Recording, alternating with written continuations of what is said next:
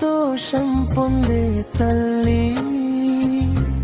భక్తి కన్నీరు పడితే వరాల జల్లు కురిపించే తల్లి. నీ కటాక్షం పడితే చాలు కష్టాలన్నీ పారిపోతాయి. నీ ఆశీర్వాదం ఉన్నదే మన జీవితాలు వెలిగిపోతాయి. ఓ తల్లి మహాలక్ష్మి మీదయే మాధనం, నీ ఆశీస్సులే మా బలం.